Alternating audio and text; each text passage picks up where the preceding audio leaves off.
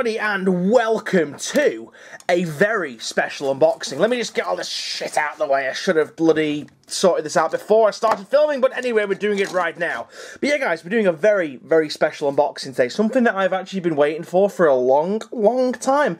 And it was only recently announced that it was actually coming out, and I was really, really pleasantly surprised. And that model, guys, is... boom! Inquisitor Eisenhorn from Warhammer 40,000. So, for you, those of you guys that don't know who this guy is probably one of the most badass and probably well-known Inquisitors in the 41st millennium. He's an Auto-Xenos Inquisitor primarily, however, some view him as more of a radical, as he has what is called the Malleus Codiceum, which is a demon book. It's like a demon codex, basically, and he kind of like uses it to summon all kinds of spirit hosts and is it spirit host? Not spirit host, sorry, demon host and all that kind of stuff. But this, I believe, is the Eisenhorn in between the second and third books, or possibly even, because he's got his rune staff there, but his bolt pistol as well, so I'm not sure where this sits, because his rune staff, not to give anything away, but he got his rune staff in book 2. But anyway, I'm not going to give much away, but anyway, he's a badass Inquisitor, and he now is available to be used in the 41st millennium in your armies, which is really, really cool.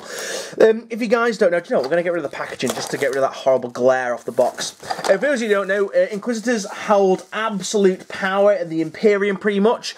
Pretty much, they say jump, you must say how high, or face the wrath of the Inquisition.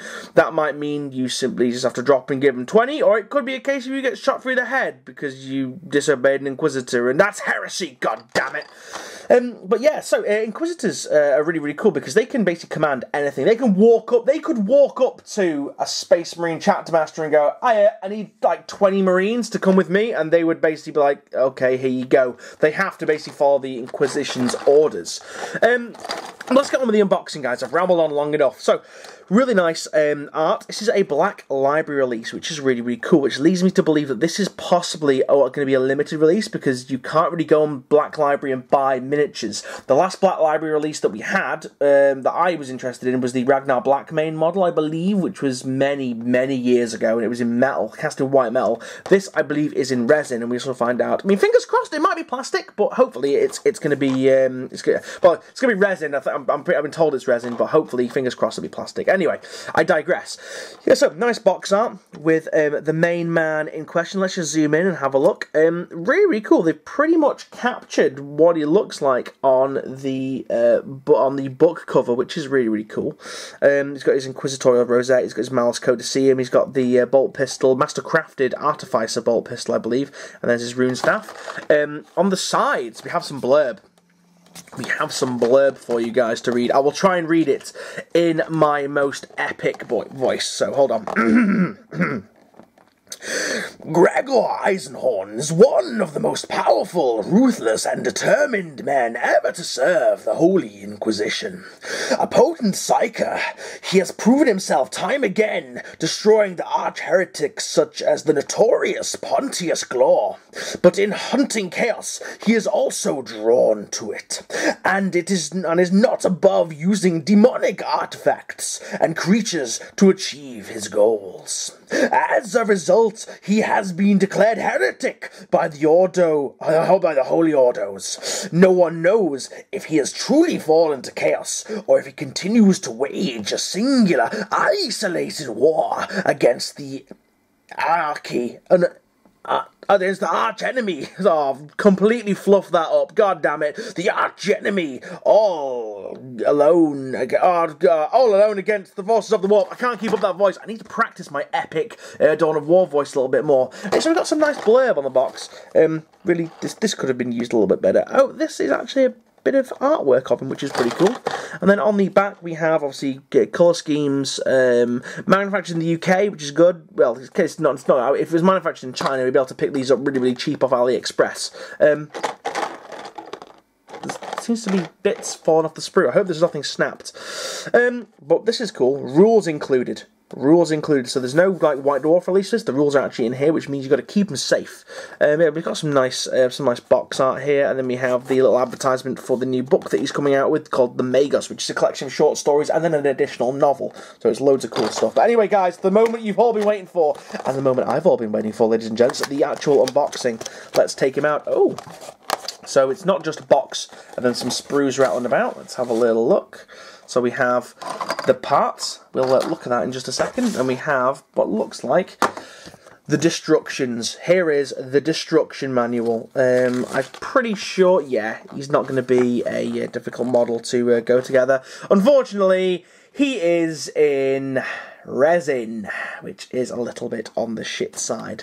We'll look at his rules in just a second, and let's look at the juicy bits. Let's look at the actual model itself. Ooh, you can smell that fresh carcinogenic resin. But anyway, so we've got his standard base. I might put him on a slightly smaller base, just because he's the Imperial Guardsman size, so I don't see this point in putting him on a Space Marine size base. The first sprue that we come to appears to be his back and his staff. Let's just zoom in a little bit to this and look at some of the finer details. In fact, we're going to have to zoom in really far. So we're going to have to zoom in right up there. So we got his back, by the looks of it. We've got his rune staff with these cool little scroll canisters. Although it looks like, again, due to the fact that it's resin, we've got some warpage of the staff half there. We've got some missing bits here. And the detailing on the skull isn't too great, really. Let's just flip it over on the other side and have a look. This is the back of his staff, and then the front of his cloak there. Not much to see on that sprue, admittedly.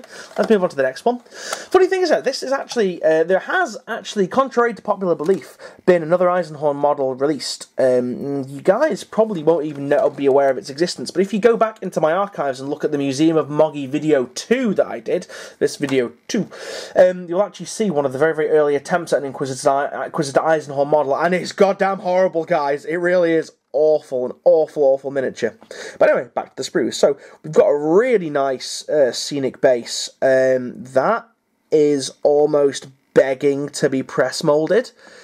Definitely not going to be using that on him. I'm going to be making a fucking amazing press mold out of that and making loads of them for all my Inquisitor stuff, which would be really, really cool. Looks like here we've got his sleeve. He has really cool, like, flappy kind of sleeves, which is really weird.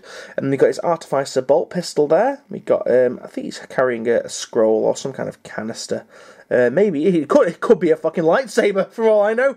The Inquisition have access to all kinds of manner of technology, including things like digital weapons, which is pretty cool. And then the next sprue. This is the sprue that is the juiciest. So here we have his boots. His booty boots. This must be before he succumbed to old age. Oh shit, nearly dropped it. Because in the actual Inquisitor game, the 54mm game, he had like these weird leg caliper things, which helped him walk. So yeah, so he's not got them. So this must be when he's in his prime. There's his head. Let's have a little zoom in on that. Oh, whoa, my face detection on my camera is picking that up as an actual face. Really, really cool. Nicely detailed. A lot more detailed than the last Shitecast miniature I had. Focus. Is it just beyond the focus range of this camera? That zoom? I think it might be. Let's just touch it back a little bit. Nope, doesn't like that either. Touch it back a little bit more. There we go. Just about.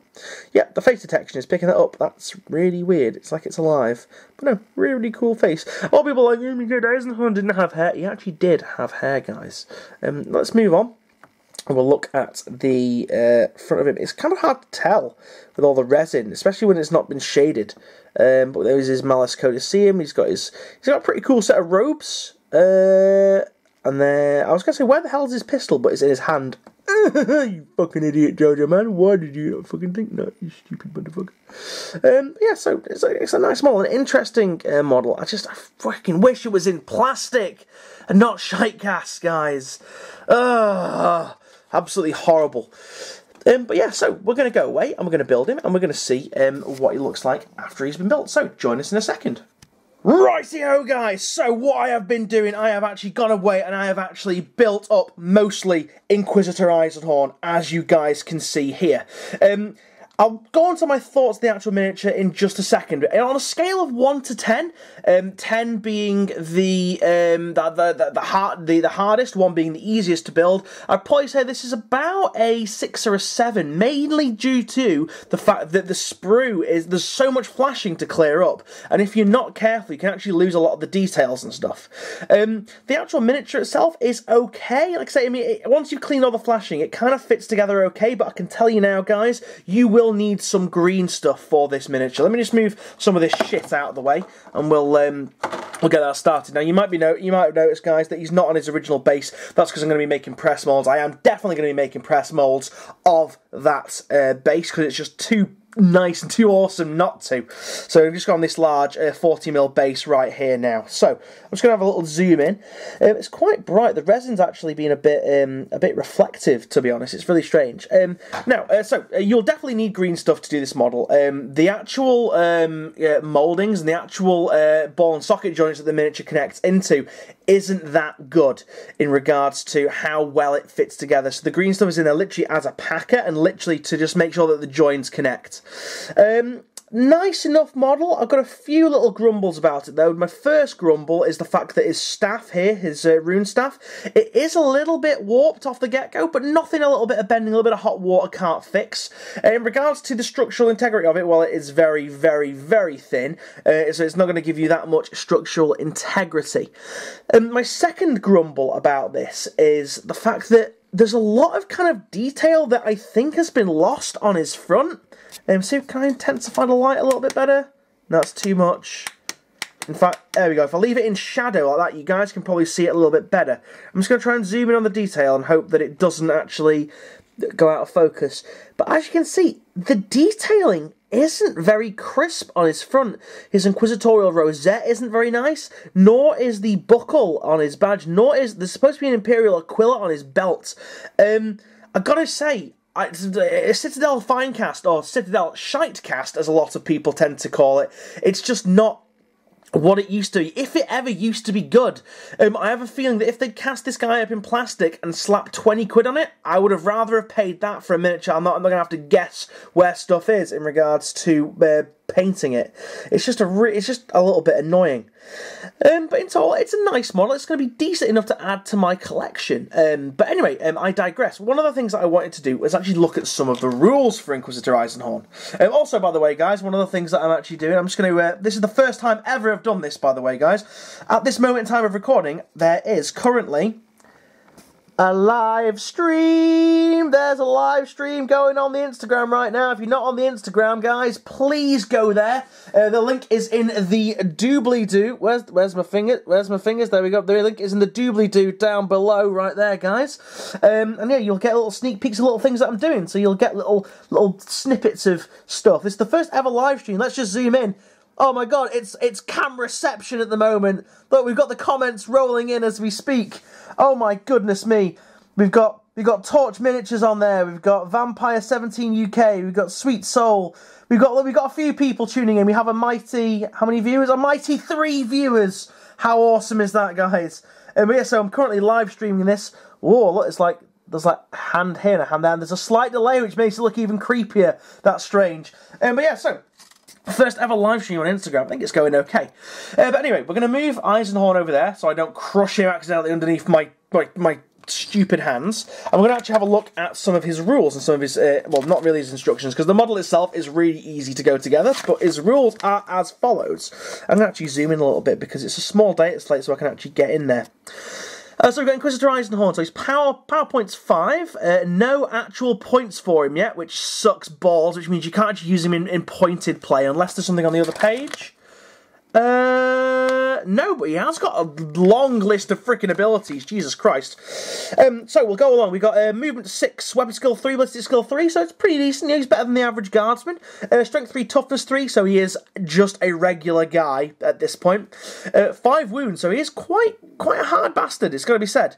And 4 attacks, so he's pretty decent in close combat. Leadership 10, he's an Inquisitor as such, and he has a 4+ armor save, which is great. He's a single model armed with a Artificer bolt pistol, the sword Barbaricata, which isn't actually on the miniature. What on earth?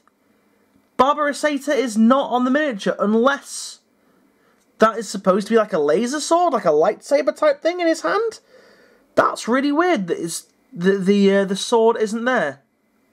That is really odd. Why would you have it on the actual model and not... Well, why would you have it on the data slate and not have it on the model? That's just stupid, if you ask me. Fucking sort it out, Games Workshop.